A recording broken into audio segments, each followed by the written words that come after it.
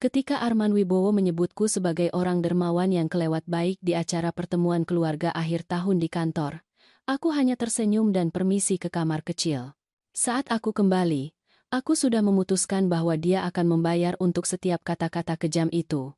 Yang tidak aku tahu adalah bahwa tindakan balas dendam diam-diamku akan menyelamatkan hidupku dengan cara yang tidak pernah aku bayangkan. Coba sebutkan, kamu sedang menonton dari kota mana hari ini? Tulis lokasi kotamu di kolom komentar di bawah dan tekan tombol suka dan langganan. Biar aku ceritakan dari awal, bagaimana selembar uang Rp5.000 dan seorang gadis remaja dengan kuku kotor menjadi hubungan terpenting dalam hidupku yang berusia 54 tahun. 3 bulan lalu, jika seseorang memberitahuku bahwa aku akan menerima nasihat hidup dari seorang anak jalanan, aku pasti akan menyuruh mereka memeriksa jadwal minum obat mereka. Tetapi, Cahaya ternyata jauh lebih cerdas daripada seluruh departemen akuntansiku, dan jelas lebih bisa dipercaya daripada yang disebut rekan-rekan kerjaku. Setiap pagi pukul 07.15, aku berjalan melewati sebuah warung kopi sederhana di Jalan 5, tempat Cahaya tidur di ambang pintu selama 6 bulan terakhir. Kebanyakan orang pura-pura tidak melihatnya, tetapi setelah bekerja di kawasan pusat kota selama 8 tahun, kamu akan mengenali wajah-wajah yang rutin. Cahaya tidak seperti anak jalanan lain di daerah kami. Dia masih muda, mungkin 17 tahun, dengan mata hijau cerdas yang tampak mencatat segala sesuatu di sekitarnya. Pertama kali aku memberinya uang adalah pada hari Selasa di bulan September. Dia sedang membaca salinan novel klasik yang usang, dan entah mengapa melihat anak seusianya membaca novel serius seperti itu membuat hatiku tersentuh. Aku merogoh Rp5.000 dari dompetku tanpa berpikir panjang. Untuk minum kopi atau teh hangat, kataku, meletakkannya di samping kantong tidurnya. Dia mendongak dengan mata tajam itu. Terima kasih, Bu. Putri, koreksiku. Namaku Putri. Kamu? Cahaya. Ankan pukanannya, Isam Kamenda mulai. Dia menyelipkan buku itu dengan hati-hati ke dalam ranselnya seolah-olah terbuat dari emas. Aku tidak minum kopi. Terlalu mahal. Tapi aku menghargai kebaikan ibu. Kejujuran itu menusukku lebih dalam daripada kisah sedih manapun. Ini adalah seorang anak yang hidup di jalanan, tetapi tidak akan berbohong tentang apa yang akan dia lakukan dengan uangku.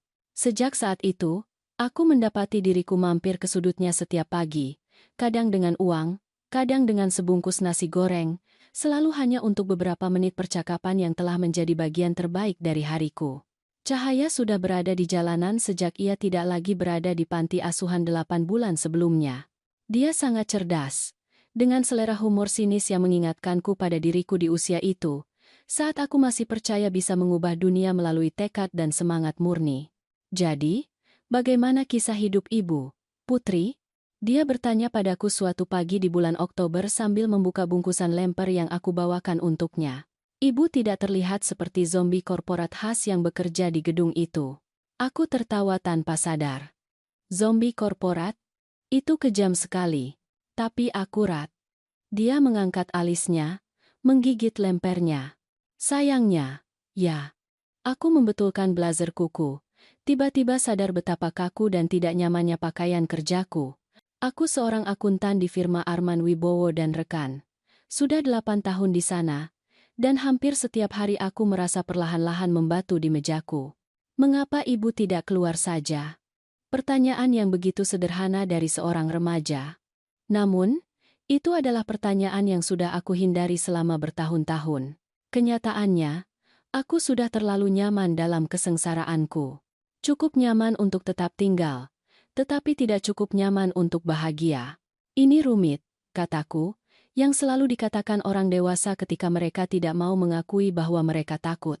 Cahaya mengangguk seolah dia mengerti sepenuhnya. Ketakutan membuat orang melakukan hal bodoh. Percayalah padaku, aku tahu. Selama minggu-minggu berikutnya, Cahaya menjadi penasihat tidak resmiku di pusat kota. Dia tahu warung makan mana yang menawarkan harga terbaik, gang mana yang merupakan jalan pintas aman, dan yang paling penting, dia mengamati segala sesuatu yang terjadi di sudut kecil kota kami dengan intensitas seseorang yang kelangsungan hidupnya bergantung pada kewaspadaan. Bos ibu itu memang bermasalah, komentarnya suatu pagi di bulan November. Aku menoleh dan melihat Arman Wibowo keluar dari mobil mewahnya, berbicara keras di telepon tentang beberapa kesepakatan yang dia tutup. Bahkan dari jarak 15 meter, suaranya membawa perpaduan arogansi dan ketidakamanan yang membuatku merinding. "Kamu kenal Arman Wibowo?" tanyaku, terkejut.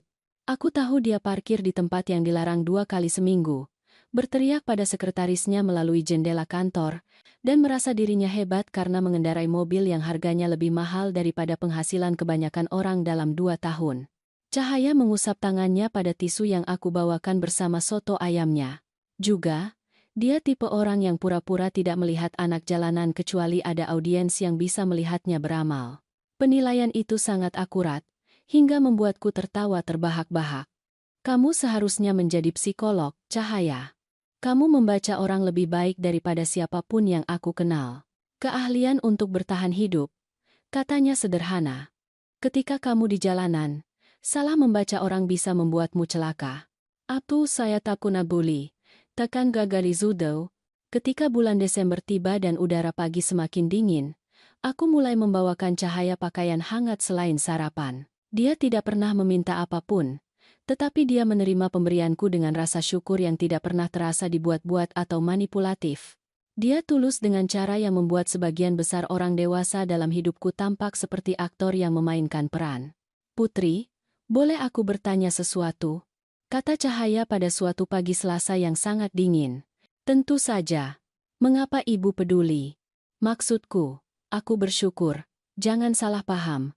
Tetapi kebanyakan orang yang memakai jas mahal berjalan melewatiku seolah aku adalah bagian dari arsitektur kota."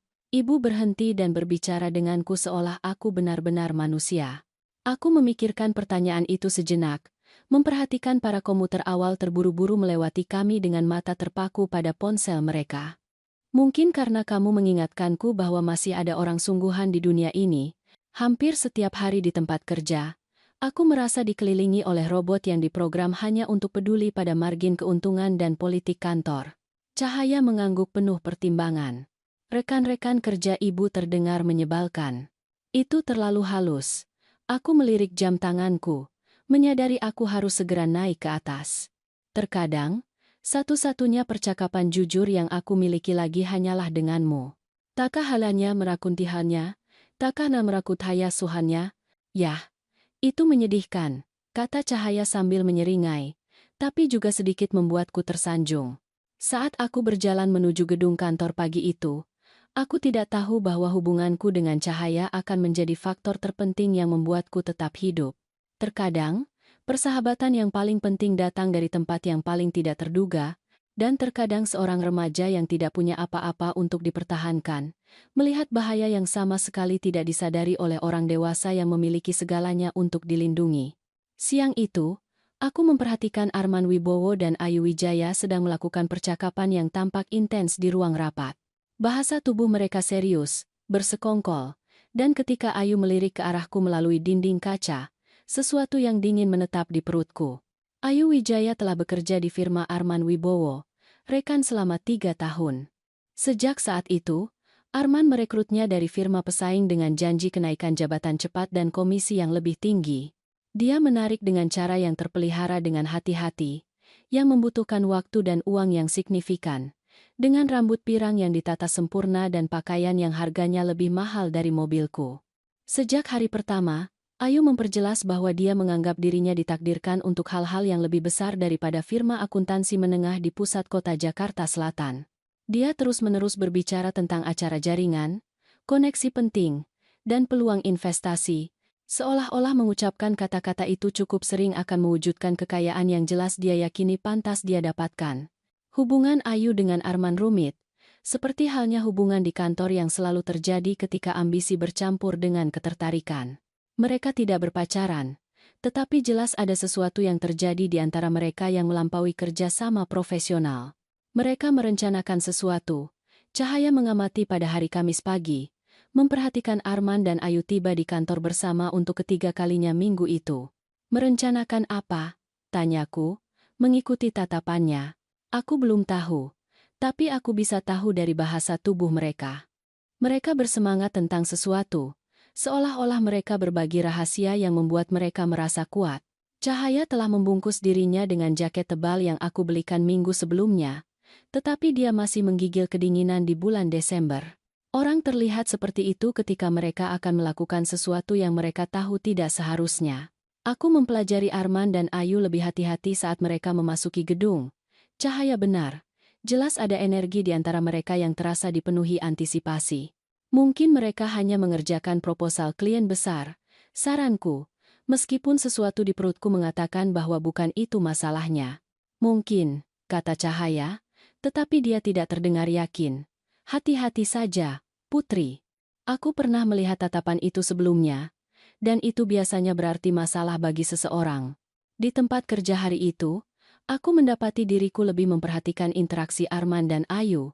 Mereka mengadakan beberapa pertemuan pribadi di kantor Arman dengan pintu tertutup, yang tidak biasa karena Arman biasanya suka membiarkan pintu kantornya terbuka agar semua orang bisa melihat betapa penting dan sibuknya dia. Saat makan siang, aku tidak sengaja mendengar Ayu sedang menelepon di ruang istirahat yang membuat kulitku merinding karena gelisah. Tidak, itu harus terlihat benar-benar tidak disengaja, katanya dengan suara rendah. Tidak ada yang bisa dilacak kembali ke kita.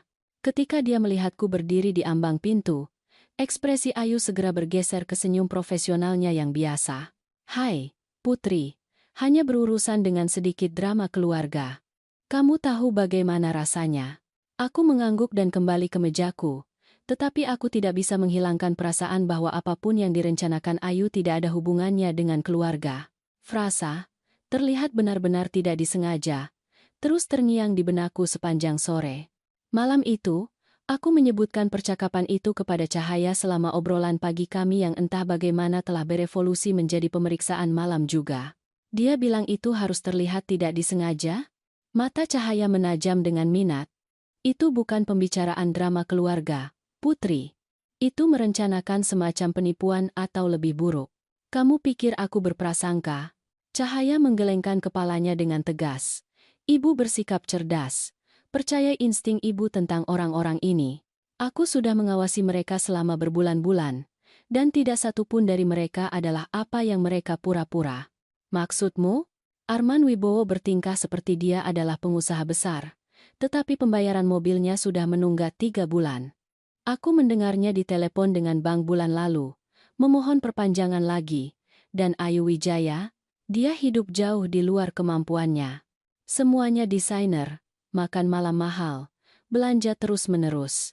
Dia punya ayah gula rahasia, atau dia tenggelam dalam utang. Pengamatan Cahaya sejalan dengan hal-hal yang telah aku perhatikan, tetapi tidak pernah benar-benar aku proses. Pengejaran Arman yang semakin putus asa terhadap klien baru. Penyebutan santai Ayu tentang tekanan keuangan yang disamarkan sebagai menyombongkan diri tentang gaya hidup mahalnya. Jadi, menurutmu apa yang mereka rencanakan? Tanyaku. Sesuatu yang melibatkan menghasilkan uang dengan cepat dan membuatnya terlihat seperti kecelakaan. Cahaya menarik kupluk rajutnya ke telinganya. Dan jika mereka mengadakan pertemuan rahasia tentang itu, apapun yang mereka rencanakan mungkin tidak legal. Selama beberapa hari berikutnya, aku tidak bisa berhenti memikirkan peringatan Cahaya. Aku mulai lebih memperhatikan perilaku Arman dan Ayu, dan apa yang aku amati membuatku semakin tidak nyaman. Arman mengajukan pertanyaan santai tentang kehidupan pribadiku. Di mana aku tinggal? Apakah aku punya keluarga di daerah itu? Seperti apa rutinitasku di luar pekerjaan? Awalnya, aku pikir dia hanya bersikap ramah, tetapi pertanyaan-pertanyaan itu terasa sangat spesifik dan gigih. Sementara itu, Ayu bersikap sangat baik padaku akhir-akhir ini, yang mencurigakan karena dia hampir tidak mengakui keberadaanku selama 3 tahun. Dia mulai membawakanku jus buah di pagi hari dan berbasa-basi tentang rencana akhir pekanku. Mereka mengumpulkan informasi tentang ibu, kata Cahaya, ketika aku menjelaskan perilaku mereka baru-baru ini. Orang tidak tiba-tiba tertarik pada kehidupan pribadi seseorang kecuali mereka berencana menggunakan informasi itu untuk sesuatu. Menggunakannya untuk apa? Ekspresi Cahaya suram. Bukan untuk hal yang baik, Putri. Sama sekali tidak baik. Alaruk Ingra Barikan. Ima Barine Dogai. Jakrada Tamagarilo. Jumat sore sebelum semuanya berubah, aku melihat Arman dan Ayu mengadakan percakapan intens lainnya di ruang rapat. Kali ini, Ayu mencatat di buku catatan kuning, dan ketika mereka selesai berbicara, dia merobek halaman-halaman itu dan menyelipkannya ke dalam tasnya. Saat aku mengemasi mejaku di akhir hari, Ayu mendekat dengan senyum palsunya yang biasa. "Hai, Putri, apa rencanamu untuk akhir pekan? Ada yang menarik?" "Seperti biasa," kataku hati-hati. "Bersih-bersih, mencuci, mungkin mengejar beberapa bacaan." Kedengarannya santai. "Apakah ibu akan berada di rumah hampir sepanjang akhir pekan?" Pertanyaan itu terasa salah entah bagaimana, terlalu spesifik untuk menjadi percakapan biasa. "Mengapa kamu bertanya?" Senyum Ayu sedikit berkedip. "Oh, tidak ada alasan. Aku hanya khawatir tentang orang yang menghabiskan terlalu banyak waktu sendirian, terutama menjelang liburan." Trimentun bulu tanah kontana, berjalan pulang malam itu, aku tidak bisa menghilangkan perasaan bahwa pertanyaan Ayu adalah semacam tes atau pengumpulan informasi. Peringatan cahaya tentang orang-orang yang merencanakan sesuatu yang harus terlihat tidak disengaja terus bergema di benakku. Aku tidak tahu bahwa pada Senin pagi, Cahaya akan menyelamatkan hidupku dengan informasi yang dia dengar di gang yang sama tempat dia tidur setiap malam. Senin pagi tiba, kelabu dan dingin, dengan angin Desember yang menggigit yang membuat semua orang di jalan berjalan lebih cepat dan menundukkan kepala.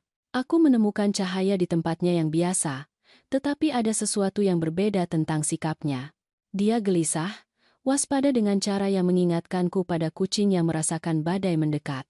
"Putri, aku perlu memberitahu sesuatu yang penting," katanya, bahkan sebelum aku sempat menawarkan nasi goreng yang aku bawakan. "Ada apa?" "Kamu terlihat gugup." Cahaya melirik ke sudut jalan, memeriksa siapa yang mungkin mendengarkan. "Tadi malam, sekitar jam 11, bos ibu dan wanita pirang itu datang ke sini." "Arman dan Ayu? Apa yang mereka lakukan di sini?" "Membicarakan ibu." Suara Cahaya rendah dan mendesak. "Mereka tidak tahu aku ada di sini. Aku bersembunyi di balik tempat sampah karena sangat dingin, tetapi mereka berdiri tepat di sana di dekat lampu jalan, dan aku mendengar semuanya. And I do that ara kusina formali dola." Rasa dingin yang tidak ada hubungannya dengan cuaca menetap di dadaku. Apa yang mereka katakan? Wanita itu berkata, "Itu harus terjadi malam ini, Arman. Kita tidak bisa menunggu lebih lama lagi." Dan bos ibu mengatakan sesuatu tentang memastikan ibu tidak ada di rumah ketika itu terjadi. "Ketika apa terjadi?" Cahaya menatapku langsung. Mata hijaunya serius. "Mereka akan membakar rumah ibu, Putri. Malam ini." Mereka bilang itu harus terlihat seperti korsleting listrik, sesuatu dengan kabel di ruang bawah tanah ibu. Nasi goreng itu terlepas dari tanganku dan mengenai trotoar. "Apa? Itu tidak mungkin. Mengapa mereka ingin membakar rumahku?" Aku tidak tahu mengapa, tetapi aku tahu apa yang aku dengar. Wanita itu terus berbicara tentang bagaimana itu akan menyelesaikan semua masalah mereka dan membuat semuanya terlihat alami. Bos ibu mengatakan sesuatu tentang asuransi dan bagaimana tidak ada yang akan mencurigai apapun. Cahaya meraih ranselnya dan mengeluarkan selembar kertas kusut. Setelah mereka pergi, aku pergi untuk melihat apakah mereka menjatuhkan sesuatu. Dia menyerahkanku apa yang tampak seperti halaman yang disobek dari buku catatan kuning Ayu. Dalam tulisan tangan Ayu yang rapi, aku bisa melihat namaku di bagian atas halaman, diikuti oleh apa yang tampak seperti alamat rumahku, merek dan model mobilku, dan notasi tentang jadwal kerjaku. Di bawah itu, dalam tulisan tangan Arman yang lebih berantakan, ada frasa yang membuat darahku dingin: "Kabel bawah tanah, Jumat malam setelah jam 11 malam, dan klaim asuransi, minimal 6 bulan. Ini gila," bisikku, menatap kertas itu. "Ini pasti semacam kesalahpahaman."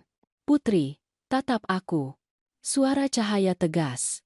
"Aku tahu ibu ingin percaya orang-orang ini tidak mampu melakukan ini, tetapi aku sudah melihat cukup banyak orang jahat untuk mengenali mereka ketika aku melihat mereka."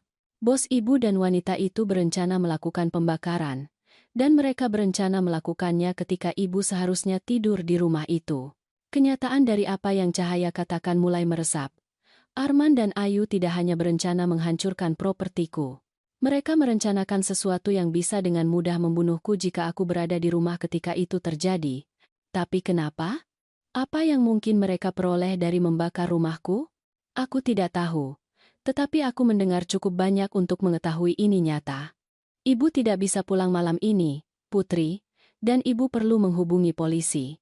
Aku melihat ke bawah pada kertas itu lagi, mempelajari tulisan tangan yang aku kenali dari memo dan dokumen kantor yang tak terhitung jumlahnya. Tidak dapat disangkal bahwa ini adalah catatan Arman dan Ayu, yang ditulis dengan tangan mereka sendiri. Ada hal lain, kata Cahaya pelan. Saat mereka berbicara, aku mendengar wanita itu menyebutkan sesuatu tentang surat wasiat. Dia berkata begitu rumah itu hilang dan uang asuransi cair, mereka tidak perlu khawatir ibu berubah pikiran. Berubah pikiran tentang apa? Aku tidak mengerti semua ini. Cahaya mengangkat bahu. Aku hanya tahu apa yang aku dengar. Tapi Putri, orang-orang ini berpikir ibu memiliki sesuatu yang cukup berharga untuk melakukan pembunuhan. Ibu perlu mencari tahu apa itu sebelum malam ini. Kata pembunuhan menghantamku seperti pukulan fisik, sampai Cahaya mengatakannya dengan lantang. Aku tadinya berpikir ini adalah semacam penipuan asuransi yang rumit. Tetapi jika mereka berencana membakar rumahku sambil berharap aku berada di dalam. Aku perlu memikirkan ini, kataku, suaraku sedikit bergetar. Pasti ada sesuatu yang aku lewatkan. Beberapa alasan mengapa mereka menargetkanku secara spesifik. Jangan berpikir terlalu lama, Cahaya memperingatkan. Ini Senin pagi, dan mereka merencanakan ini untuk malam ini. Apapun yang akan ibu lakukan, ibu harus melakukannya dengan cepat. Saat aku berjalan ke kantor pagi itu, semuanya terlihat sama seperti biasa, tetapi terasa sangat berbeda. Arman menyambutku dengan anggukan acuh tak acuhnya yang biasa. Ayu tersenyum dan bertanya tentang akhir pekanku. Kenormalan dari semua itu membuat peringatan Cahaya tampak tidak nyata, seperti sesuatu dari novel thriller daripada kehidupan nyataku. Tetapi selembar kertas di dompetku nyata, tulisan tangannya nyata, dan Cahaya tidak punya alasan untuk berbohong kepadaku tentang sesuatu yang seserius ini. Sepanjang pagi, aku mendapati diriku mempelajari perilaku Arman dan Ayu dengan mata baru. Apakah mereka bertingkah lebih gugup dari biasanya? Apakah percakapan mereka tampak lebih tertutup? Apakah senyum Ayu sedikit terlalu cerah? Apakah pertanyaan santai Arman sedikit terlalu menyelidik? Saat istirahat makan siang, aku menelepon perusahaan asuransi rumahku dan bertanya tentang detail polisku. Apa yang aku temukan membuat peringatan Cahaya semakin menakutkan. Rumahku diasuransikan seharga 340 juta rupiah, jauh lebih banyak daripada nilai pasar saat ini, karena polis yang aku perbarui beberapa tahun sebelumnya. Lebih penting lagi, aku baru-baru ini menambahkan klausul yang akan membayar uang tambahan jika kebakaran disebabkan oleh kerusakan listrik. Seseorang yang mengetahui detail polis asuransiku dapat berharap melihat pembayaran yang besar jika rumahku terbakar dalam keadaan yang tepat. Tetapi bagaimana Arman dan Ayu memiliki akses ke informasi itu? Jawabannya muncul kepadaku saat aku berjalan kembali dari makan siang.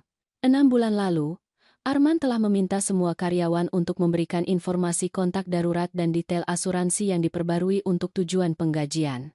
Aku dengan patuh mengisi formulir, termasuk informasi rinci tentang asuransi rumahku. Pada saat itu tampak seperti administrasi kantor rutin. Sekarang aku menyadari itu adalah pengumpulan informasi untuk sesuatu yang jauh lebih jahat. Pukul 3 sore, aku telah membuat keputusanku. Aku tidak akan pulang malam ini, dan aku akan mencari tahu dengan tepat apa yang Arman dan Ayu pikir bisa mereka peroleh dari membakar rumahku. Alih-alih meninggalkan pekerjaan pada jam 5 sore yang biasa, aku mengatakan kepada Ayu bahwa aku akan tinggal sampai larut malam untuk menyelesaikan beberapa pekerjaan rekonsiliasi akhir tahun. Dia tampak senang dengan informasi ini, yang hanya menguatkan kecurigaanku bahwa mereka ingin tahu persis di mana aku akan berada dan kapan. Jangan bekerja terlalu keras, kata Ayu dengan senyum yang dipraktikkan itu. Pastikan ibu pulang pada jam yang wajar dan beristirahat. Ironi Ayu yang mendorongku untuk pulang lebih awal pada malam mereka berencana membakar rumahku akan lucu jika tidak begitu menakutkan. Setelah Arman dan Ayu pergi untuk hari itu, aku tetap di kantor dan menggunakan komputerku untuk melakukan penyelidikan. Apa yang aku temukan di file klien perusahaan membuat semua yang Cahaya dengar masuk akal dengan mengerikan. 3 bulan lalu, aku mewarisi 280 juta rupiah dari bibi buyutku, Nyonya Siti, Seorang wanita yang hampir tidak aku kenal tetapi yang tampaknya mengingatku dengan cukup baik untuk meninggalkanku sebagian besar warisannya. Uang itu saat ini berada di rekening tabungan sementara aku mencari tahu apa yang harus dilakukan dengannya. Aku telah menyebutkan warisan itu kepada tepat 3 orang saudaraku di Surabaya, penasihat keuanganku, dan Ayu Wijaya. Aku telah memberitahu Ayu tentang warisan itu selama momen kegembiraan setelah menerima telepon pengacara, menyumpahnya untuk merahasiakannya karena aku tidak ingin seluruh kantor tahu tentang rejeki nomplok mendadakku. Ayu telah mengucapkan selamat yang sesuai dan bersumpah untuk menjaga rahasiaku. Rupanya, Ayu telah berbagi rahasiaku dengan Arman, karena terkubur di dalam file pribadinya di komputer perusahaan adalah folder berlabel penilaian keuangan Pi Putri. Di dalam folder itu ada salinan dokumen yang tidak pernah aku izinkan siapapun untuk mengaksesnya, laporan kreditku, laporan bankku, polis asuransiku, dan catatan rinci tentang warisanku. Seseorang telah melakukan penelitian ekstensif tentang situasi keuanganku. Dokumen yang paling mengerikan di folder itu adalah garis waktu yang menjelaskan rencana Arman dan Ayu secara rinci. Fase 1. Konfirmasi aset keuangan dan situasi tempat tinggal PP. Fase 2. Singkirkan PP melalui kebakaran rumah. Malfungsi listrik. Fase 3. Akses warisan melalui dokumentasi wasiat palsu. Fase 4. Bagi hasil 60,40 ABHC. Di bagian bawah garis waktu, dalam tulisan tangan Arman, ada catatan yang membuat tanganku gemetar. HC memastikan PP tidak memiliki keluarga di daerah tersebut. Kematian akan tampak tidak disengaja. Tidak ada penyelidikan yang diharapkan. Mereka tidak hanya berencana membakar rumahku untuk uang asuransi. Mereka berencana membunuhku agar mereka bisa mencuri warisanku. Tetapi bagaimana mereka berharap bisa mengakses uang yang ada di rekening bank pribadiku? Jawabannya ada di dokumen lain di folder Arman, surat wasiat palsu yang menyerahkan seluruh hartaku kepada Ayu Wijaya, yang digambarkan sebagai teman dan orang kepercayaan terdekatku. Ayu telah mengolah persahabatan di tempat kerja kami selama berbulan-bulan, mengambil foto kami bersama di acara kantor, menyimpan email di mana aku berterima kasih padanya untuk berbagai bantuan kecil, membangun jejak kertas yang akan mendukung klaimnya bahwa kami adalah teman dekat. Menurut rencana mereka, setelah aku meninggal dalam kebakaran rumah yang tidak disengaja, Ayu akan membuat surat wasiat palsu ini dan mengklaim bahwa aku telah menamainya sebagai ahli warisku karena aku tidak memiliki keluarga dekat di daerah itu. Dengan rumahku hancur dan aku mati, tidak akan ada orang yang menentang klaimnya. Tingkat perencanaan awal ini mengejutkan.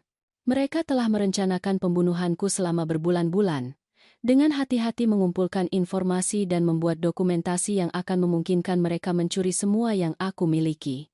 Aku mencetak salinan setiap dokumen di folder Arman, lalu mengirim salinan email ke akun pribadiku.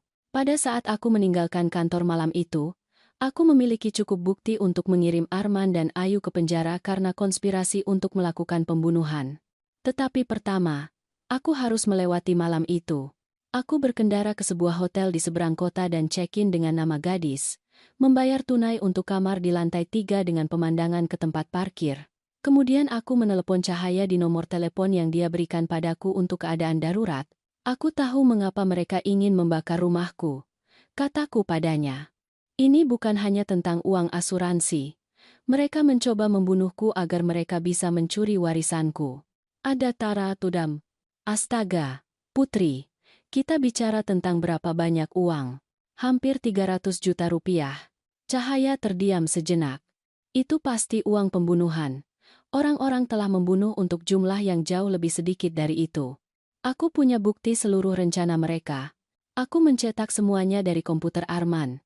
Tetapi aku perlu mencari tahu cara menghentikan mereka tanpa terbunuh dalam prosesnya. Ibu ada di mana sekarang? Hotel pusat kota. Aku tidak akan mendekati rumahku malam ini. Bagus. Bagaimana dengan besok? Ibu tidak bisa bersembunyi di hotel selamanya. Aku telah memikirkan pertanyaan itu sepanjang sore. Aku akan memasang jebakan untuk mereka. Jika mereka mengira rencana mereka berhasil, mereka harus melanjutkan ke fase berikutnya, dan saat itulah aku akan menangkap mereka. Putri, orang-orang ini berencana melakukan pembunuhan. Ibu tidak boleh mencoba menangani ini sendirian. Apan kan takun, tulu madatu arusan datu. Aku tidak sendirian, kataku, melihat keluar jendela hotel pada lampu-lampu kota di bawah. Aku punya kamu, dan aku punya bukti, dan aku punya keuntungan menjadi lebih pintar daripada mereka berdua. Keesokan paginya, aku akan melaksanakan rencanaku. Tetapi pertama, aku perlu membiarkan Arman dan Ayu percaya bahwa mereka telah berhasil membunuhku. Pukul 23.47, aku duduk di kamar hotelku dan menyaksikan situs berita lokal diperbarui di layar laptopku. Jika Arman dan Ayu telah menindaklanjuti rencana mereka, berita itu akan muncul sebelum tengah malam. Pukul 00.23, judul utama muncul. Kebakaran rumah pusat kota Jakarta Selatan menewaskan karyawan firma akuntansi. Tanganku gemetar saat aku membaca artikel yang menjelaskan bagaimana korsleting listrik telah melalap rumah kecil berlantai 2ku di lingkungan yang tenang. Menurut juru bicara pemadam kebakaran, api telah dimulai di panel listrik ruang bawah tanah dan menyebar dengan cepat melalui struktur kayu rumah tua itu.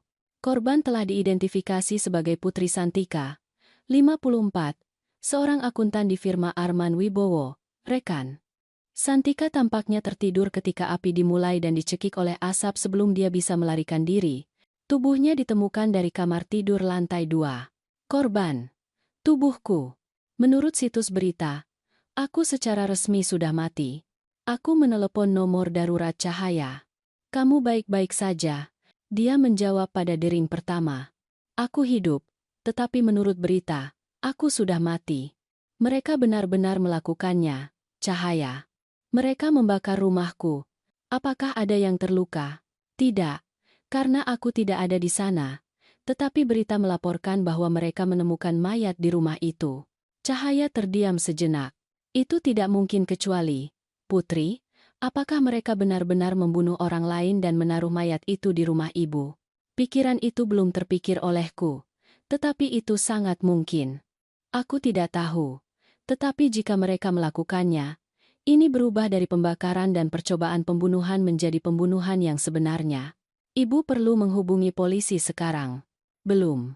Jika aku muncul sekarang, mereka akan tahu rencana mereka gagal, dan mereka akan menghilang atau mencoba lagi. Aku perlu membiarkan mereka berpikir mereka berhasil, sehingga aku bisa menangkap mereka saat mereka melakukan bagian selanjutnya dari rencana mereka. Apa bagian selanjutnya? Ayu akan membuat surat wasiat palsu yang menyerahkan segalanya padanya. Dia mungkin akan menunggu beberapa hari sampai keadaan mereda, lalu menghubungi pengacara dan mengklaim bahwa aku menamainya sebagai ahli warisku. Enda Anain akan Buger, Jakatu, and Haragu. Keesokan paginya, aku check out dari hotel dan berkendara ke bagian kota yang berbeda, di mana aku membayar tunai untuk menginap selama seminggu di sebuah motel. Kemudian aku pergi berbelanja untuk penyamaran. Cahaya telah menyarankan mengubah penampilanku cukup agar Arman dan Ayu tidak mengenaliku jika mereka kebetulan melihatku di sekitar kota. Jadi aku membeli wig hitam pendek, kacamata gaya yang berbeda, dan pakaian yang sama sekali berbeda dari lemari pakaian profesionalku yang biasa. Berubah dari akuntan parubaya menjadi warga kota yang berseni, aku merasa cukup percaya diri untuk kembali ke sudut Cahaya sore itu. Ibu terlihat benar-benar berbeda, kata Cahaya setuju. Ibu sendiri tidak akan mengenali ibu. Bagus.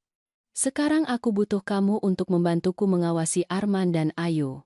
Aku ingin tahu semua yang mereka lakukan selama beberapa hari ke depan, kata Cahaya mengangguk. Aku bisa melakukannya. Alamuja, kenu kemindaga, alamujaga yujaga tuhai. Di mana ibu akan berada? Mengikuti mereka, mengambil gambar, mengumpulkan bukti, dan menunggu mereka membuat langkah mereka dengan surat wasiat itu. Siang itu, aku memposisikan diriku di seberang jalan dari firma Arman Wibowo, rekan dan menyaksikan Arman dan Ayu tiba di tempat kerja. Bahkan dari kejauhan, aku bisa melihat mereka berdua berpakaian lebih formal dari biasanya, seolah-olah mereka berencana menghadiri sesuatu yang penting.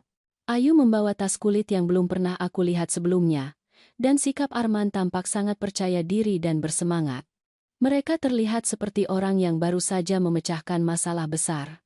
Sekitar pukul 10 pagi, Ayu meninggalkan gedung kantor dan berjalan 3 blok ke kantor hukum Arman dan rekan. Dia tinggal di dalam selama hampir 1 jam, muncul dengan apa yang tampak seperti dokumen tambahan di tasnya. Aku mengikutinya kembali ke kantor, di mana dia dan Arman menghabiskan sisa pagi itu di ruang konferensi pribadi Arman dengan pintu tertutup dan tirai ditarik. Saat makan siang, aku menelepon firma hukum yang dikunjungi Ayu, Arman dan rekan. Ada yang bisa aku bantu? Hai. Aku menelepon tentang surat wasiat yang mungkin telah diajukan pagi ini. Almarhum adalah Putri Santika. Oh, ya. Ibu Ayu baru saja ke sini tentang itu. Situasi yang sangat tragis. Apakah Anda anggota keluarga? Ya, aku berbohong. Aku saudara perempuannya dari luar kota. Aku baru saja mendengar tentang kebakaran itu. Aku turut berduka atas kehilangan Anda. Ibu Ayu menjelaskan bahwa almarhumah tidak memiliki keluarga dekat, tetapi dia menyerahkan segalanya kepada Ibu Ayu sebagai teman terdekatnya. Surat wasiat itu akan diajukan untuk proses warisan sore ini. Apakah Ibu Ayu memberikan bukti bahwa dia adalah teman saudara perempuanku? Oh, ya. Dia memiliki dokumentasi yang luas. Foto, email, bahkan catatan tulisan tangan dari saudara perempuan Anda yang menyatakan keinginannya. Semuanya tampaknya sudah beres. Aku menutup telepon dengan perasaan mual. Ayu telah teliti dalam membuat dokumentasi palsunya, dan dia bergerak lebih cepat dari yang aku perkirakan. Tetapi dia juga telah membuat kesalahan penting. Dalam ketergesaannya untuk mengklaim warisanku, dia menciptakan jejak kertas yang akan menghancurkannya ketika aku muncul dari kematian. Malam itu, cahaya menemuiku di warung makan dekat motel tempat aku menginap. Mereka merayakan, lapornya.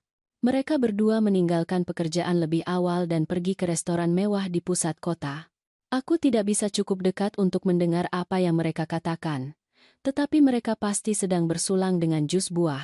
Alahaman, dua lakandung tamankun, maruskai. Mereka merayakan kematianku dan rejeki nomplok mereka yang akan datang. Kapan ibu akan menghubungi polisi? Aku mengeluarkan folder bukti yang telah aku susun selama 2 hari terakhir. Besok pagi. Tapi pertama, aku perlu membuat satu perhentian lagi. Cahaya melihat ke folder itu. Apa itu? Semua yang Arman dan Ayu butuhkan untuk masuk penjara seumur hidup mereka. Catatan keuangan, salinan rencana mereka, foto-foto Ayu mengajukan surat wasiat palsu, dan yang paling penting, selembar kertas yang kamu temukan di gang yang membuktikan mereka merencanakan ini dari awal. Cahaya tersenyum untuk pertama kalinya sejak mimpi buruk ini dimulai. Jadi, kita benar-benar menangkap mereka. Kita menangkap mereka. Tetapi bagian terbaiknya adalah, mereka pikir mereka lolos begitu saja. Mereka tidak tahu bahwa wanita yang mereka pikir telah mereka bunuh akan masuk ke kantor polisi dan menghancurkan hidup mereka. Aku memikirkan Arman yang menyebutku orang dermawan yang kelewat baik di pertemuan keluarga, tentang persahabatan palsu Ayu dan kekejaman kasual, tentang bagaimana mereka telah merencanakan untuk membunuhku dalam tidurku demi uang. Besok pagi, mereka akan menemukan bahwa meremehkan kebaikan orang asing dan kecerdasan anak jalanan yang mereka abaikan adalah kesalahan terbesar dalam hidup mereka. Rp5.000 yang aku berikan kepada Cahaya setiap pagi baru saja membelikanku informasi paling berharga dalam hidupku. Terkadang, amal memang merupakan hadiahnya sendiri. Rabu pagi pukul 08.15, aku berjalan ke kantor polisi Jakarta Selatan dengan memakai wig hitam dan membawa folder yang cukup tebal. Sersan meja melihat ke arahku dengan ekspresi lelah dari seseorang yang sudah mendengar setiap cerita gila yang ditawarkan Jakarta Selatan. Aku perlu melaporkan konspirasi untuk melakukan pembunuhan, kataku dengan tenang, dan aku punya dokumentasi. Itu menarik perhatiannya dengan cukup cepat. 20 menit kemudian, aku duduk di seberang detektif Santi, seorang wanita bermata tajam berusia 48 yang mendengarkan ceritaku tanpa menyela sekalipun. Ketika aku selesai menjelaskan situasinya, dia bersandar di kursinya dan mempelajariku dengan hati-hati. Ibu Putri, Anda mengatakan kepada saya bahwa Anda memalsukan kematian Anda sendiri untuk menangkap rekan kerja Anda dalam plot pembunuhan? Aku tidak memalsukan apapun. Aku hanya tidak mengoreksi asumsi mereka bahwa aku sudah mati. Aku menggeser folder itu melintasi meja. Semua yang Anda butuhkan ada di sana. Catatan keuangan, salinan dokumen perencanaan mereka, foto-foto Ayu mengajukan surat wasiat palsu, dan catatan tulisan tangan yang mereka jatuhkan di gang. Detektif Santi membuka folder itu dan mulai meninjau isinya. Ekspresinya tumbuh semakin serius saat dia membaca rencana Arman dan Ayu yang didokumentasikan. Garis waktu ini di sini, katanya, menunjuk ke dokumen yang aku temukan di komputer Arman. Ini menunjukkan perencanaan yang dilakukan berbulan-bulan yang lalu. Andu Arban. Mereka telah merencanakan ini sejak aku memberitahu Ayu tentang warisanku. Dia segera berbagi informasi itu dengan Arman, dan mereka mulai membangun kasus bahwa aku tidak punya keluarga.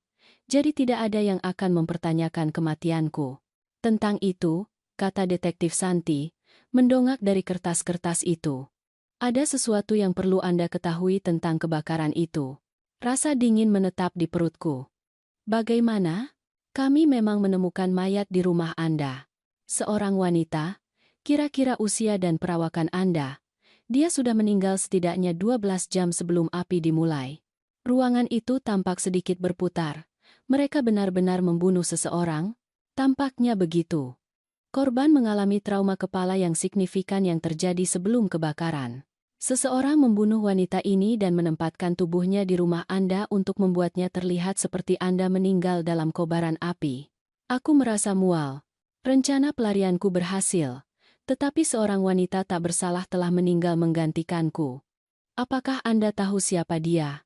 Kami masih berupaya mengidentifikasi. Tetapi kami punya alasan untuk percaya dia adalah anak jalanan. Tidak ada laporan orang hilang yang diajukan. Tidak ada keluarga dekat yang mencarinya. Cahaya. Pikiran itu menghantamku seperti air es. Apakah dia muda? Remaja? Mungkin 17 dengan mata hijau? Ekspresi Detektif Santi menajam. Tidak. Ini adalah wanita berusia 50-an. Mengapa? Apakah Anda mengenal seseorang yang cocok dengan deskripsi itu? Kelegaan membanjiri diriku begitu kuat. Aku hampir mulai menangis. Cahaya aman. Tetapi wanita lain, orang lain tanpa keluarga yang merindukannya, telah dibunuh untuk menyediakan mayat untuk rencana mereka. Ada seorang remaja tunawisma bernama Cahaya yang telah membantuku. Dia yang mendengar rencana mereka dan memperingatkanku. Aku takut mereka. Aku tidak bisa menyelesaikan kalimat itu. Kami perlu berbicara dengan Cahaya segera. Kesaksiannya akan sangat penting untuk kasus kami. Aku bisa mengaturnya. Tetapi Detektif Santi, jika mereka membunuh orang lain untuk menempatkan tubuhnya di rumahku, ini jauh lebih serius daripada hanya percobaan pembunuhan. Ya, benar. Ini sekarang adalah penyelidikan pembunuhan dengan banyak tuntutan pidana berat, konspirasi untuk melakukan pembunuhan, pembakaran, penipuan, pencurian identitas, dan sekarang tuntutan pembunuhan yang sebenarnya. Detektif Santi menutup folder itu dan berdiri. Ibu Putri, aku minta Anda tetap dalam perlindungan polisi sampai kami dapat menangkap rekan kerja Anda. Jika mereka menemukan Anda hidup, mereka mungkin mencoba menyelesaikan apa yang mereka mulai. As a gender Kamen Dunai, Ditko menandarakan nama Abar Gramo. Berapa lama waktu yang dibutuhkan? Berdasarkan bukti ini, aku bisa mendapatkan surat perintah penangkapan dalam waktu 1 jam. Kami akan menangkap mereka di tempat kerja mereka sore ini. Pikiran tentang Arman dan Ayu ditangkap di firma Arman Wibowo. Rekan di depan semua rekan kerja kami memenuhi diriku dengan kepuasan yang tidak aku duga. Mereka berencana untuk mempermalukanku dengan membuatku menghilang. Sebaliknya, mereka akan dihancurkan secara publik.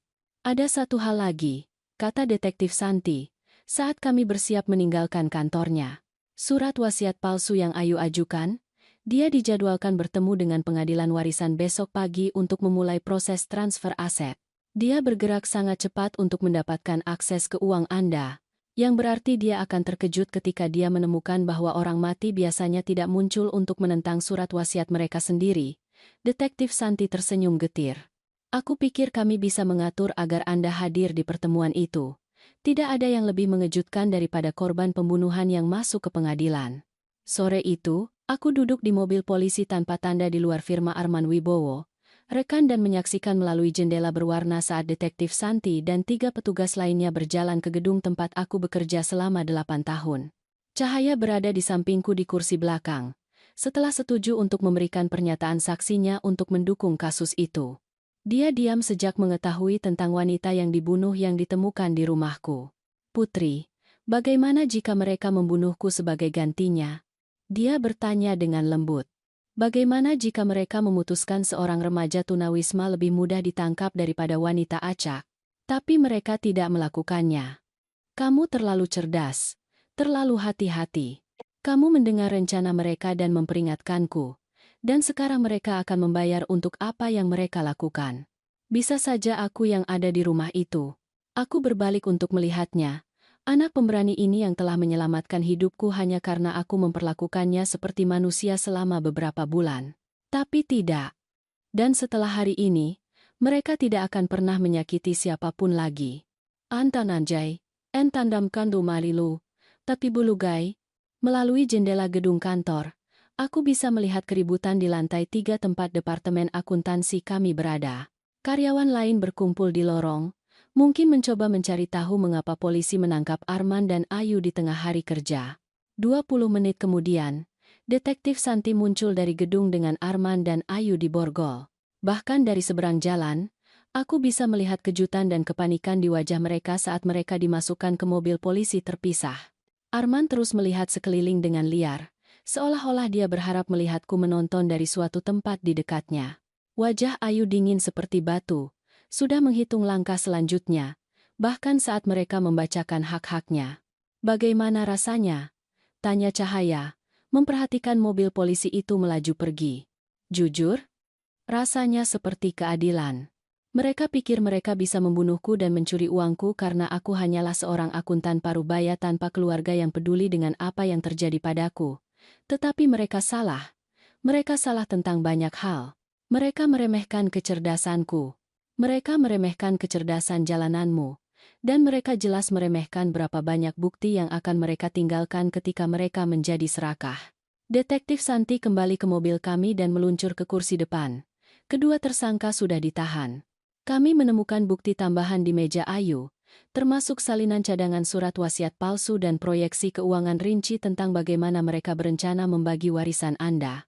Apa yang terjadi selanjutnya? Besok pagi, Anda menghadiri pertemuan pengadilan warisan itu dan melihat pengacara Ayu mencoba menjelaskan bagaimana seorang wanita yang sudah meninggal baru saja masuk ke ruang sidang. Apuluna Jukadas Indias An. Aku tidak sabar untuk melihat ekspresi wajah Ayu ketika perebutan warisan yang direncanakan dengan hati-hati runtuh dengan cara yang paling publik. Kamis pagi, aku duduk di barisan belakang dengan pakaian biasa dan terlihat persis seperti Putri Santika yang seharusnya sudah mati. Cahaya bersikeras ikut denganku untuk menyaksikan apa yang dia sebut sebagai plot balas dendam terbaik yang pernah ada. Pukul 09.30. Pengacara Ayu, Bapak Jaya, berdiri untuk berbicara di hadapan hakim tentang harta warisan Putri Santika.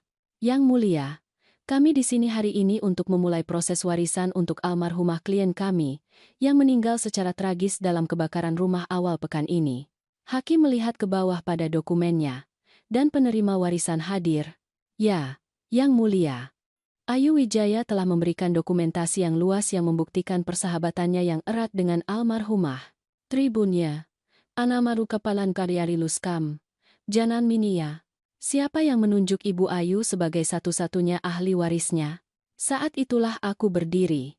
Permisi, Yang mulia, tetapi aku yakin ada beberapa kesalahan. Seluruh ruang sidang menoleh untuk melihatku. Wajah Ayu menjadi seputih kertas. Pengacaranya menjatuhkan filenya, membuat kertas-kertas berserakan di lantai. Siapa Anda? Tanya hakim. Meskipun dia jelas mulai mengerti. Aku Putri Santika. Orang yang seharusnya sudah meninggal yang hartanya orang-orang ini coba curi. As ilaing. Ayu melompat berdiri. Suaranya bergetar. Itu tidak mungkin. Kamu sudah mati. Aku melihat laporan berita. Mereka menemukan mayatmu. Mereka menemukan mayat, Ayu. Tetapi itu bukan mayatku. Itu adalah seorang wanita yang kamu dan Arman bunuh untuk mengambil tempatku. Ruang sidang gempar. Hakim memalu-palunya untuk ketertiban sementara pengacara Ayu berusaha mati-matian untuk mencari tahu cara menjelaskan perkembangan ini kepada kliennya. Ibu Ayu, kata hakim dengan tegas, apakah Anda mengajukan surat wasiat palsu ke pengadilan ini? Ketenangan Ayu retak sepenuhnya. Yang mulia, aku bisa menjelaskan. Ada kesalahpahaman yang mengerikan. Satu-satunya kesalahpahaman, kataku, berjalan menuju bagian depan pengadilan. adalah bahwa Ayu mengira dia bisa melakukan pembunuhan dan penipuan tanpa tertangkap. Detektif Santi memasuki ruang sidang pada saat itu dengan dua petugas berseragam. Ayu Wijaya, Anda ditangkap karena tuduhan tambahan penipuan dan sumpah palsu sehubungan dengan pengajuan dokumen palsu ke pengadilan ini. Saat petugas memborgol Ayu untuk kedua kalinya dalam 2 hari, dia menatapku dengan kebencian murni. Kamu tidak tahu apa yang telah kamu lakukan, Putri. Kamu tidak tahu kekuatan apa yang kamu mainkan. Kantan Bergaran Junia, kekuatan apa? Maksudmu kekuatan dua orang serakah yang mengira mereka bisa melakukan pembunuhan demi uang? Tetapi komentar Ayu melekat padaku saat aku melihat mereka membawanya pergi. Sesuatu tentang cara dia mengatakannya menyiratkan bahwa Arman dan Ayu tidak bekerja sendirian. Setelah sesi pengadilan berakhir, Detektif Santi menarikku ke samping di lorong. Ibu Putri, kami telah menganalisis catatan keuangan Arman Wibowo, dan kami telah menemukan beberapa penyimpangan yang melampaui kasus Anda. Penyimpangan macam apa? Tampaknya Arman telah menggelapkan dana dari firma akuntansi selama lebih dari 2 tahun. Tetapi jumlah yang terlibat jauh lebih besar daripada yang bisa dia curi dari akun klien. Seberapa besar? Kami berbicara tentang hampir 20 miliar rupiah. Seseorang telah memberi Arman informasi orang dalam tentang target bernilai tinggi, dan warisan Anda hanyalah salah satu dari beberapa yang dia kejar. Cahaya, yang mendengarkan dengan tenang, tiba-tiba angkat bicara. Detektif Santi, ketika aku mengawasi mereka merencanakan pembunuhan Putri, aku mendengar wanita itu menyebutkan sesuatu tentang seorang bos yang membutuhkan hasil segera. Mata Detektif Santi menajam. Seorang bos. Dia bilang mereka bekerja untuk orang lain? Dia mengatakan sesuatu tentang menjaga bos mereka senang dan tidak mengecewakannya lagi, seolah-olah mereka telah gagal pada sesuatu sebelumnya. Pikiranku berpacu kembali melalui percakapanku dengan Ayu selama beberapa bulan terakhir. Dia telah menyebutkan beberapa kali bahwa dia memiliki koneksi ke investor kaya, orang-orang yang mencari peluang bagus untuk menghasilkan uang dengan cepat. Detektif Santi, bagaimana jika Ayu dan Arman adalah bagian dari operasi yang lebih besar? Bagaimana jika mereka menargetkan orang-orang dengan uang warisan atas nama orang lain? Itulah yang kami mulai curigai. Kami telah mengidentifikasi 3 kematian mencurigakan lainnya dalam 18 bulan terakhir. Semuanya melibatkan orang-orang yang baru saja menerima uang warisan atau pembayaran asuransi. Ruang lingkup dari apa yang aku temukan jauh lebih besar dari yang aku sadari. Arman dan Ayu bukan hanya rekan kerja yang serakah. Mereka adalah bagian dari skema terorganisir untuk membunuh orang demi uang mereka. Siapa lagi yang terbunuh? Tanyaku. Detektif Santi mengeluarkan folder file. Siti Rahmawati, usia 67, meninggal dalam perampokan rumah 6 bulan setelah mewarisi 4 miliar rupiah dari saudara laki-lakinya. Joko Susilo, usia 71, meninggal dalam kecelakaan mobil 2 minggu setelah menerima pembayaran asuransi 3 miliar rupiah dari kematian istrinya. Dan Rina Dewi, usia 55, meninggal karena overdosis obat-obatan terlarang 3 bulan setelah ibunya meninggalkannya 2,5 miliar rupiah. Cahaya melihat ke file dengan mata lebar. Mereka telah membunuh orang demi uang selama lebih dari setahun?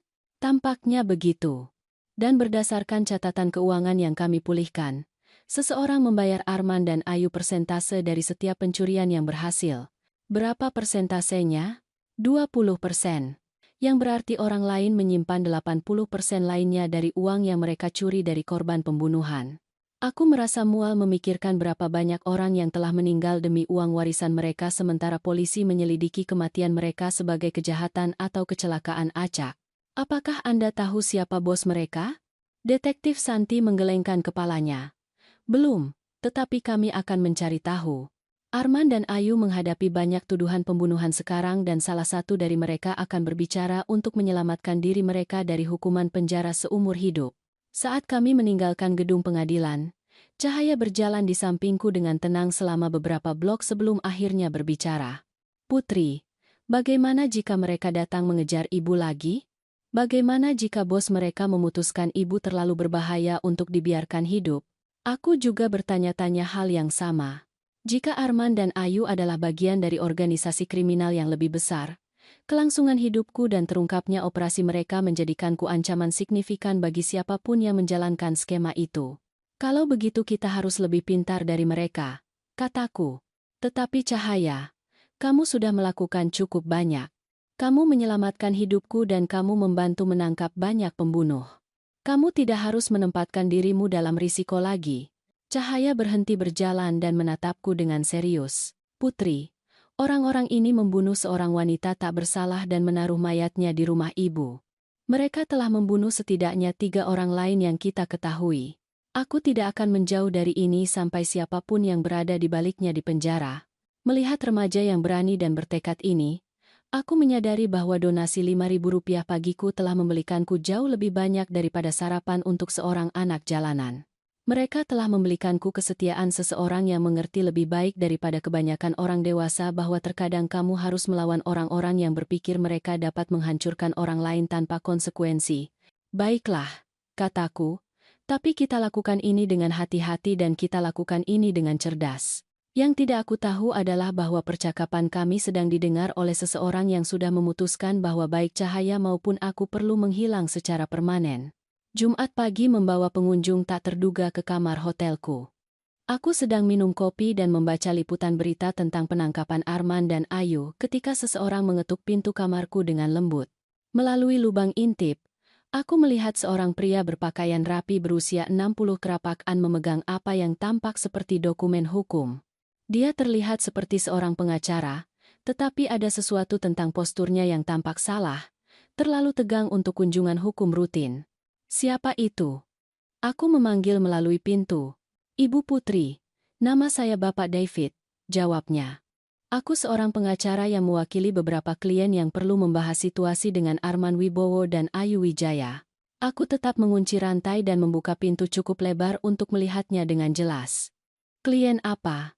Bapak David mengangkat kartu nama yang mengidentifikasinya sebagai mitra di firma hukum Morrison Hayes Associates, firma hukum yang belum pernah aku dengar. Orang-orang yang terlibat secara finansial dengan kegiatan Bapak Arman dan khawatir tentang eksposur hukum yang ditimbulkan oleh penangkapannya. Aku tidak mengerti. Apa hubungannya penggelapan dana Arman denganku? Bolehkah aku masuk? Ini adalah percakapan yang lebih baik dilakukan secara pribadi. Segala sesuatu tentang ini terasa salah. Pengacara yang sah tidak muncul di kamar hotel tanpa pemberitahuan untuk membahas kasus kriminal dengan korban. Mereka membuat janji, bekerja melalui pengacara lain, mengikuti prosedur yang benar. Aku lebih suka menangani ini melalui pengacaraku, kataku. Anda dapat menghubungi Detektif Santi jika Anda perlu membahas apapun yang berkaitan dengan kasus ini. Ekspresi Bapak David sedikit mengeras. Ibu Putri, aku pikir Anda salah memahami keseriusan situasi Anda. Orang-orang yang aku wakili telah menginvestasikan sumber daya yang cukup besar dalam operasi tertentu yang sekarang terancam oleh kelangsungan hidup Anda. Itu dia. Ini bukan pengacara yang melakukan panggilan hukum rutin. Ini adalah ancaman. Aku akan menutup pintu sekarang, Bapak David. Jika Anda tidak segera pergi, aku akan menelepon polisi. Itu akan sangat disayangkan bagi beberapa orang, termasuk teman muda Anda, Cahaya. Darahku berubah menjadi es. Mereka tahu tentang Cahaya. Mereka tahu dia terlibat. Jika Anda atau klien Anda menyakiti gadis itu, kataku, tidak ada bahaya yang akan menimpa siapapun jika Anda bersedia bersikap masuk akal tentang penyelesaian situasi ini. Aku membuka pintu lebih lebar, menjaga rantai tetap terpasang. Apa yang Anda inginkan? Bapak David mengeluarkan dokumen hukum dan mengangkatnya sehingga aku bisa melihatnya. Perjanjian non-pengungkapan sederhana. Anda setuju untuk tidak bersaksi melawan pihak manapun di luar Arman Wibowo dan Ayu Wijaya, dan Anda setuju untuk tidak membahas detail apapun dari kasus ini dengan penegak hukum atau media. Dan sebagai gantinya, uang warisan Anda dikembalikan kepada Anda dikurangi biaya yang wajar, dan Anda serta Cahaya dibiarkan sendiri untuk membangun kembali hidup Anda. Apa yang terjadi jika aku menolak? Senyum Bapak David dingin dan profesional. Ya, kecelakaan bisa terjadi, Ibu Putri. Kebakaran rumah, kecelakaan mobil, kekerasan jalanan acak. Jakarta Selatan bisa menjadi kota yang berbahaya, terutama bagi orang-orang yang tidak memiliki siapapun yang menjaga mereka.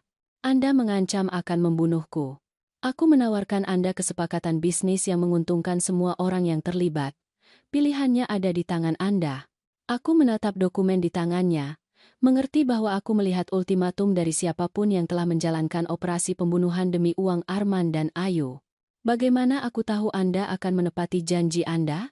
Karena orang mati tidak bisa menghabiskan uang warisan, dan orang hidup yang tutup mulut tidak menimbulkan ancaman apapun terhadap kepentingan bisnis siapapun. Aku butuh waktu untuk memikirkannya. Bapak David memeriksa jam tangannya. Anda punya waktu hingga pukul 6 sore hari ini untuk menandatangani dokumen ini dan mengirimkannya ke alamat yang tercantum di bagian bawah. Jika kami tidak menerimanya pada saat itu, kami akan berasumsi Anda telah memilih jalan yang lebih sulit. Dia menyelipkan dokumen itu di bawah rantai pintu dan berjalan pergi tanpa kata lain. Aku segera menelepon Detektif Santi dan menjelaskan apa yang baru saja terjadi. Dalam waktu 1 jam, dia berada di hotelku dengan 2 agen federal dan tim teknologi yang sedang memasang peralatan perekam di kamarku. Ibu Putri, Anda baru saja dihubungi oleh perwakilan dari apa yang tampaknya merupakan organisasi kriminal canggih, jelas agen Patricia. FBI telah melacak operasi serupa di 3 negara bagian lain. Serupa bagaimana? Tim orang yang mengidentifikasi penerima warisan, penerima asuransi, dan pemenang lotre, lalu membunuh mereka dan mencuri uang mereka melalui dokumen palsu dan klaim penipuan. Limerlika Suluha para Jankan Anarasko, agen Patricia menunjukkan kepadaku foto-foto Arman dan Ayu, di samping gambar 8 orang lain yang tidak aku kenal. Kami yakin organisasi ini bertanggung jawab atas setidaknya 20 pembunuhan di seluruh Jawa, Kalimantan, dan Sulawesi, selama 3 tahun terakhir. Cahaya tiba di hotel 1 jam kemudian di bawah perlindungan polisi, setelah dijemput dari sudut jalan biasanya setelah Detektif Santi menyadari dia juga mungkin dalam bahaya. Jadi mereka ingin ibu diam tentang operasi yang lebih besar, kata Cahaya setelah aku menjelaskan kunjungan Bapak David, yang berarti pasti ada operasi yang lebih besar untuk didiamkan. Pertanyaannya adalah, apakah kita menggunakan pertemuan malam ini untuk mencoba menangkap siapapun yang diwakili oleh Bapak David, atau apakah kita bermain aman dan membiarkan FBI menanganinya dengan cara mereka? Agen Patricia jelas tentang preferensinya. Ibu Putri, kami ingin Anda memakai alat penyadap ke pertemuan ini dan membantu kami mengidentifikasi orang-orang di balik organisasi ini. Dan jika terjadi kesalahan, kami akan menempatkan agen di seluruh area. Anda akan sepenuhnya dilindungi. Cahaya tampak skeptis. Orang-orang ini telah membunuh setidaknya 20 orang. Mereka tidak akan ragu untuk membunuh Putri jika mereka tahu dia bekerja dengan FBI. Itulah mengapa kami akan sangat berhati-hati tentang cara kami menangani ini. Anda tutkum pastan putran. Jatakana Mutri Duar.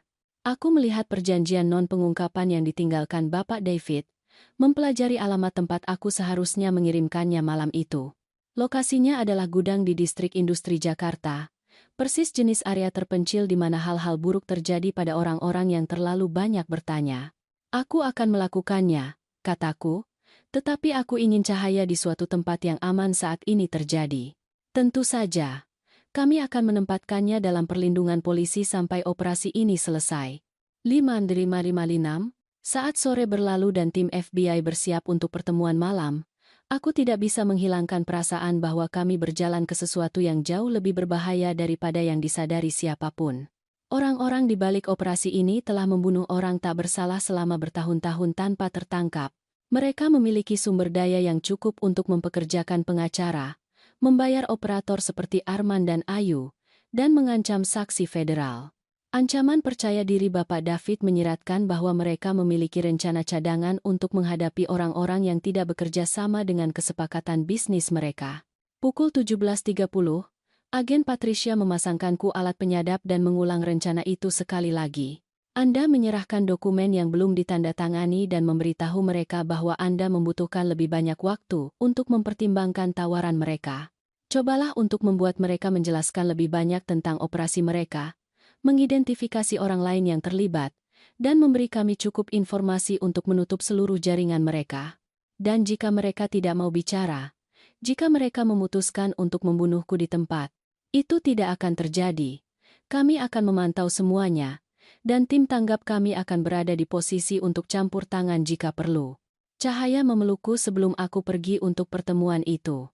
Putri, Ibu tidak harus melakukan ini. Ibu sudah melakukan cukup banyak. Ya, aku harus melakukan ini. Orang-orang ini membunuh wanita itu dan menaruh mayatnya di rumahku. Mereka telah membunuh setidaknya 20 orang lain. Jika aku tidak membantu menghentikan mereka sekarang, mereka hanya akan terus membunuh. Kalau begitu, jadilah cerdas dan hati-hati. Dan ingat, ibu jauh lebih tangguh daripada yang mereka kira. Alande kalau Taliban pulang, Tamirenaku, saat aku berkendara menuju distrik gudang malam itu, aku menyadari cahaya benar. 6 bulan lalu, aku adalah seorang akuntan pendiam yang membiarkan orang-orang seperti Arman Wibowo mengejekku di pertemuan kantor tanpa melawan. Sekarang aku akan berjalan ke pertemuan dengan pembunuh terorganisir, memakai alat penyadap FBI, dan membawa cukup bukti untuk menghancurkan operasi mereka. Arman menyebutku orang dermawan yang kelewat baik. Malam ini, aku akan menunjukkan padanya dan rekan-rekannya bahwa mereka telah meremehkan kebaikan ini secara serius. Gudang itu persis seperti yang aku harapkan. Terpencil, remang-remang, dan dikelilingi oleh jenis kekosongan industri yang menelan jeritan. Saat aku parkir di luar gedung, aku bisa melihat van pengawasan agen Patricia diposisikan 3 blok jauhnya. Cukup jauh untuk menghindari deteksi, tetapi cukup dekat untuk merespons jika terjadi kesalahan. Bapak David menungguku di area lantai utama gudang, tetapi dia tidak sendirian. Berdiri di sampingnya adalah orang terakhir yang aku duga akan aku lihat. Pengacara warisan bibi buyutku, Bapak Arman Wibowo.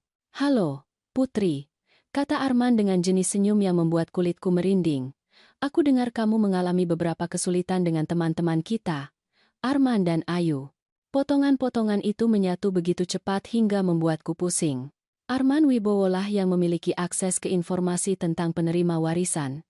Sebagai pengacara warisan, dia akan tahu persis kapan orang menerima sejumlah besar uang, kapan mereka rentan, dan kapan mereka tidak memiliki keluarga dekat untuk menyelidiki kematian yang mencurigakan. "Anda bosnya," kataku. "Anda telah memberikan target kepada Arman dan Ayu. Aku telah memberikan peluang bisnis kepada kontraktor independen yang termotivasi," koreksi Arman Wibowo. "Ada perbedaan signifikan. Alayan kalida baskusi dekarang, narulina palida balaina." Perbedaannya adalah Anda membiarkan mereka melakukan pembunuhan yang sebenarnya sementara Anda menyimpan 80% dari uang yang dicuri. Bapak David melangkah maju. "Ibu Putri, apakah Anda membawa perjanjian yang sudah ditandatangani?" Aku mengeluarkan dokumen itu dari dompetku tetapi tetap memegangnya. "Aku membawanya, tetapi aku punya beberapa pertanyaan dulu." Arman Wibowo tertawa. "Pertanyaan? Kamu hampir tidak dalam posisi untuk membuat tuntutan, Putri. Apuluhai desampata, karena jarapula rasanjata mahana." "Sebenarnya, aku pikir aku berada dalam posisi itu. Anda lihat, aku tahu tentang Siti Rahmawati, Joko Susilo, dan Rina Dewi. Aku tahu ini sudah berlangsung selama 3 tahun, dan aku tahu bahwa FBI sudah menyelidiki operasi ini." Suhu di gudang tampak turun 10 derajat. Arman Wibowo dan Bapak David bertukar pandang yang mengkonfirmasi kecurigaanku bahwa mereka tidak mengira aku tahu tentang pembunuhan lainnya. "Itu sangat disayangkan," kata Arman Wibowo pelan. "Kami berharap ini bisa diselesaikan dengan lebih sederhana." Bapak David meraih ke dalam jaketnya, dan aku melihat kilatan logam. Tetapi sebelum dia bisa menarik senjata apapun yang dia bawa, lampu gudang tiba-tiba menyala, dan agen FBI muncul dari posisi tersembunyi di sekitar gedung. "Agen federal, jangan bergerak." Apa yang terjadi selanjutnya adalah kekacauan. Bapak David mencoba meraih senjatanya. Arman Wibowo menyelam di balik tumpukan kontainer pengiriman, dan aku menjatuhkan diri ke lantai seperti yang diinstruksikan sementara agen menyerbu gedung. Baku tembak berlangsung kurang dari 30 detik, tetapi rasanya seperti selamanya. Ketika tembakan berhenti, Bapak David berada di tanah berdarah dari luka bahu, dan Arman Wibowo di borgol. Agen Patricia membantuku berdiri. "Anda terluka?" "Tidak.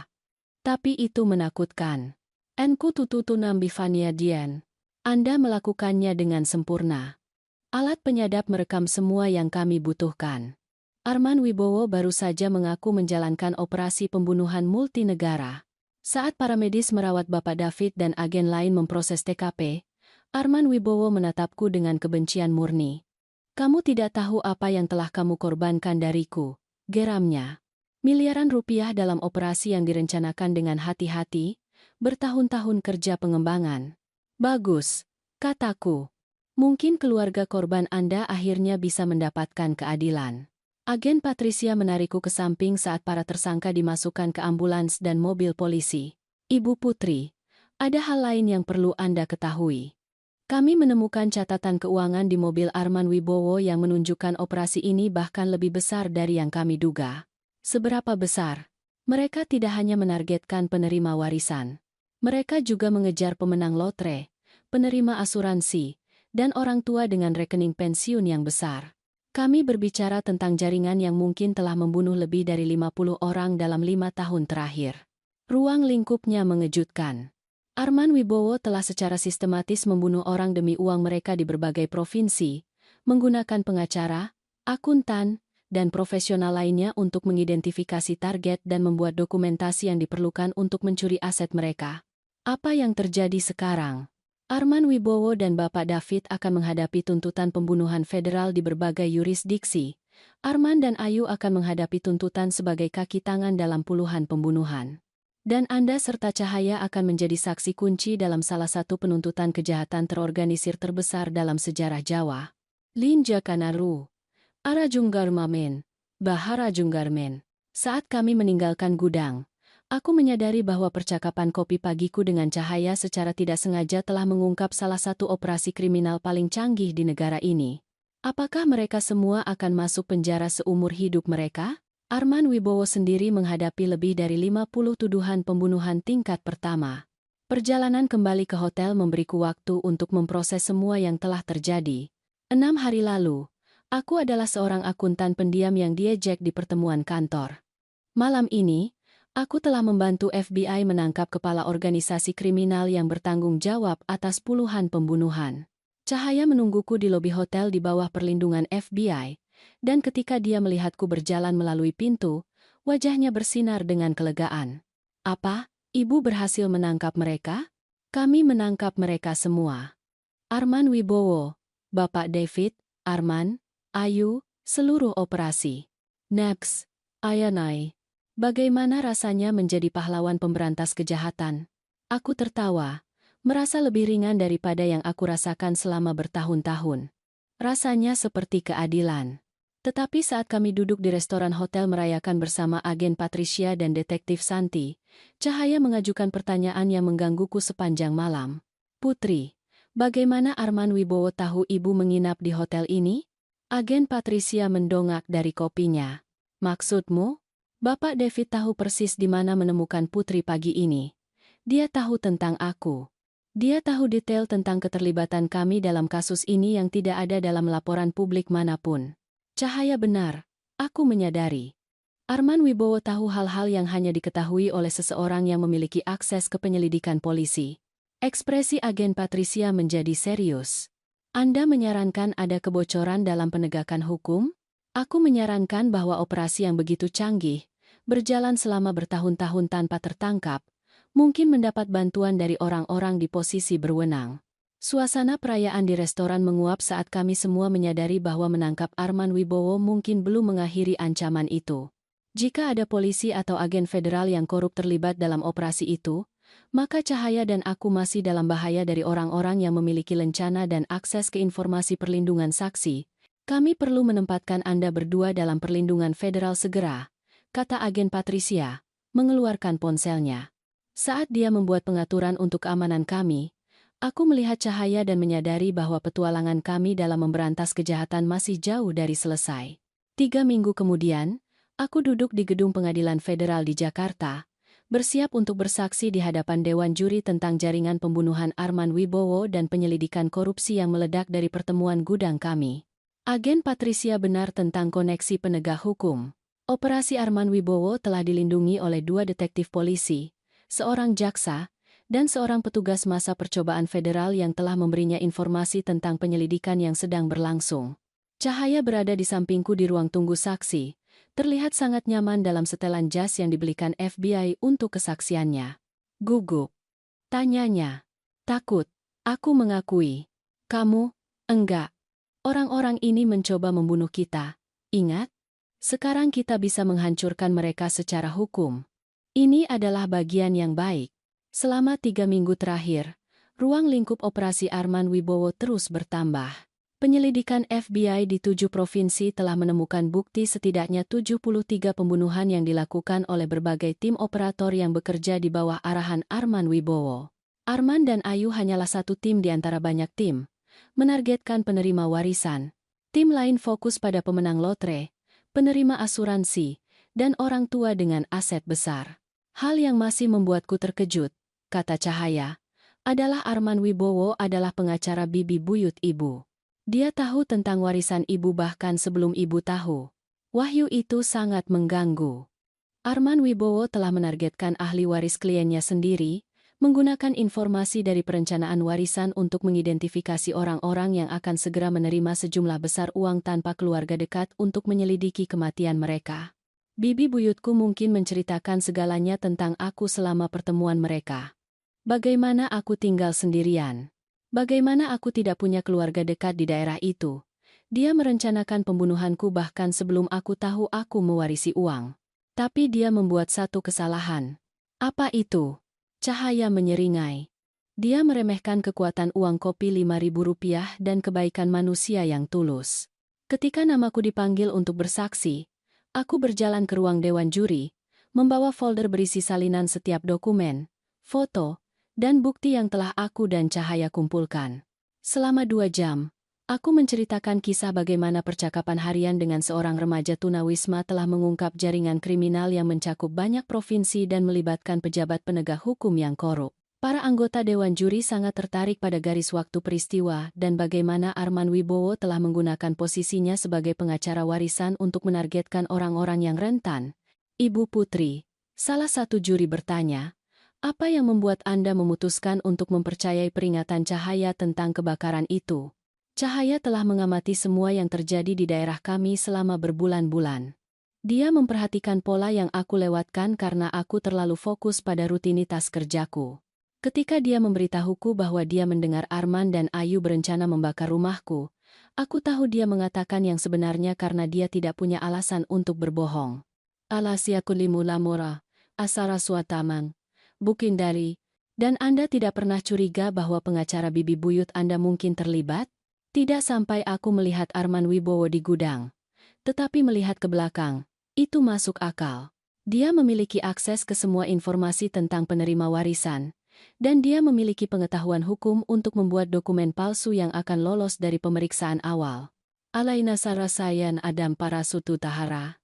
Setelah kesaksianku, Cahaya dipanggil untuk menjelaskan apa yang dia dengar di gang dan bagaimana dia telah mengamati perilaku Arman dan Ayu selama berminggu-minggu sebelum plot pembunuhan itu.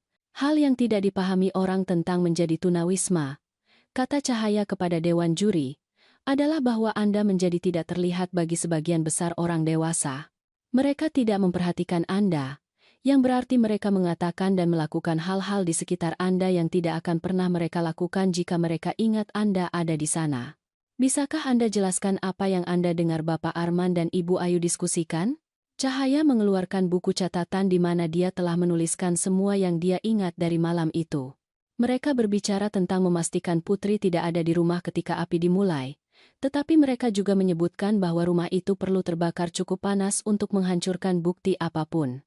Wanita itu, Ayu, khawatir tentang bahan bakar yang mereka gunakan dan apakah itu dapat dideteksi. Intan segapula ramakani tudani dari duanya. Apakah mereka menyebutkan bahan bakar secara spesifik? Ayu mengatakan sesuatu tentang bensin terlalu jelas, dan Arman mengatakan mereka menggunakan sesuatu yang akan terlihat seperti korsleting listrik.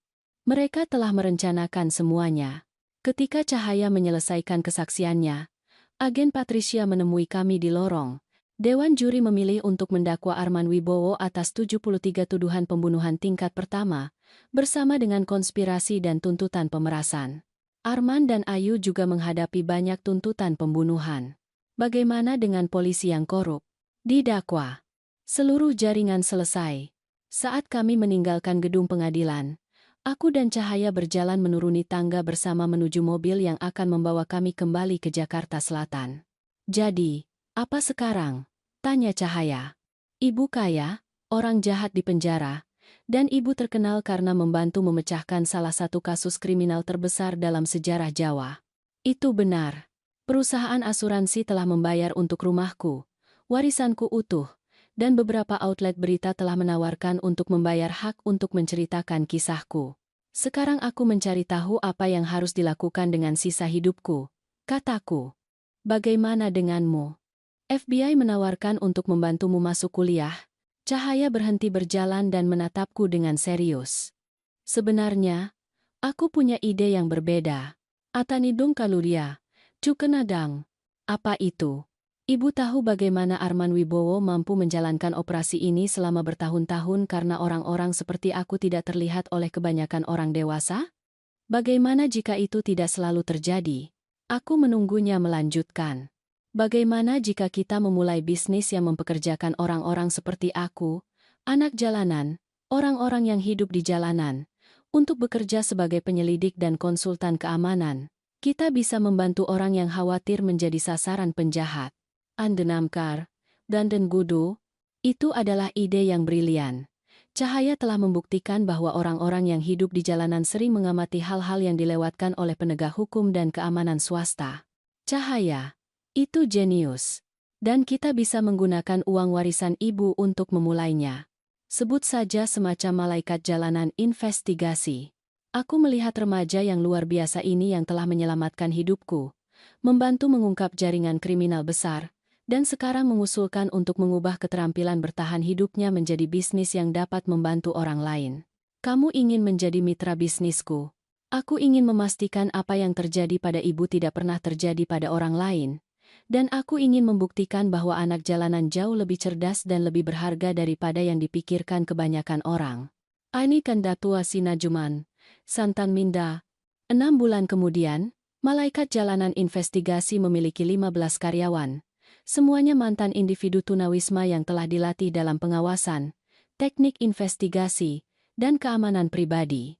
Cahaya, sekarang 18 tahun dan tinggal di apartemennya sendiri, menjabat sebagai direktur operasi lapangan kami. Aku menangani sisi bisnis dan hubungan klien. Kasus besar pertama kami melibatkan perlindungan pemenang lotre yang telah menerima ancaman. Kasus kedua kami membantu polisi memecahkan penyelidikan orang hilang yang telah lama terhenti selama 2 tahun. Arman Wibowo menyebutku orang dermawan yang kelewat baik di pertemuan keluarga. Berpikir dia mengejek kebaikanku terhadap Cahaya. Dia tidak tahu bahwa kebaikanku akan menyebabkan penangkapannya karena banyak pembunuhan, atau bahwa amalku akan tumbuh menjadi bisnis yang melindungi orang lain dari penjahat seperti dia. Terkadang, balas dendam terbaik bukanlah membalas dendam. Itu membuktikan bahwa hal yang diejek seseorang padamu sebenarnya adalah kekuatan terbesarmu. Aku dan Cahaya belajar bahwa kebaikan antara orang asing bisa menjadi kekuatan paling kuat di dunia, mampu menghentikan pembunuh, mengungkap korupsi, dan membangun sesuatu yang indah dari abu kekejaman orang lain.